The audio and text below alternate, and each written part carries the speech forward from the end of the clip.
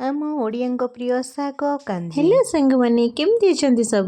तो आपण मानक गोटे नुआ वीडियो नहीं आसी। तो यहाँ हूँ शाग। तो आप भावुवे हाँ यहाँ तो शाग ये कौन नुआ कथा अच्छी। तो आपण मैंने शागर शाग भजा शाग खरड़ा ताव भजा तो खाई बट मु गोटे नुआ आइटम नहीं आसी। तो चलते स्टार्ट करवा वीडियोटी। तो ये मुझे तोराणी रखी प्रेसर रे। तो गैस लगेली आ प्रेसर बसैली। प्रेसर रे जो राति पखाई भात अच्छी तार तोराणीटा पकेली आ चाउल किसी पकेली।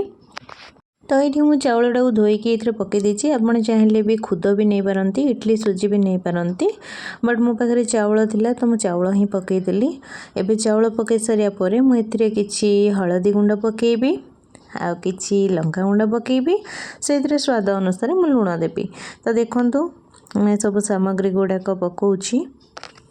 एक्चुअली आज आमर ये वर्षा हो वर्षा पाग को आई आइटमटा वाह कि जति बात माने कहतुनि। आपड़ भी जदि देखिए लास्ट पर्यंत एबे मु सब किसी पकई सारी। तो मुझे लुण पकाउछि। देखो आपण स्वाद अनुसार आप जी नहीं से परिमाण पकेबे आउे प्रेसर सीटी देदेवी। तो ये देखो प्रेसर सीटी आसवा दुईटा हुइसिल आसवा पर्यंत आम वेट करवा। तापर आम कौन करवा दुईटा हुइसिल आसी जाइए मुझे गैस बंद करदेली। या किसी समय छाड़ीदबा हुइसिलटा जावाई। तो ता भितर मु कौन करी आमर सेपटे मु शाग रखी गोटे खटा शाग आ गोटे जो भजा हो शाग कोसला कि खड़ा मत जानी से शागटा मुझे देखूँ मुझे छुरी रे काटुची कहीं मो पनिर काटार अभ्यास ही ना। तो मुझे सब परिबा आउ शाग सब ही काटे। तो प्रेसर एबे मु खोली देछि सीटी पलैछि। तो ये जो अच्छी डाली घोरा कहते से घोरी देबे। तापर टोटाल जो शाग थिला ताकू पुणी पकईकरी आम गैस रे बसईदबा आउ गोटे सीटी ताकू छाड़ीदबा। गोटे सीटी न आसवा पूर्वर ही आम ताकू बंद करदबा। तो ये मु फुटण पाई रखी रसुण लंका आ पंच फुटण।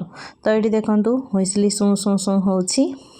तो यहाँ टाइम टिके लागिबो किंतु खाइबा को भी टेस्ट लगे। तो ये देखो सीटी पलैछि केते सुंदर भाव में बनी जाइए आमर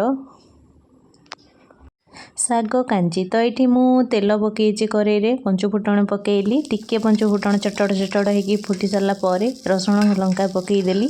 से देखो केमती चटचड़ चटचड़ होगी फुटिकी केते बढ़िया से बास्ना आसूची। यहाँ ही तार सबुठू बेस्ट पार्ट माने शाग कांजीर। तो ये मुझे शाग को फुटे देछि कहीं कड़े जगह हेनी। तो प्रेसर ही रखीदेली। एबे मु गोटे प्लेट को काढ़ुची मो झील को देवी टेस्ट करने को कहीं मो झीर बहुत ज्वर होती। तो ज्वर को आउ वर्षा पाग को खटा आउ राग जिनसटा टी भल लगे।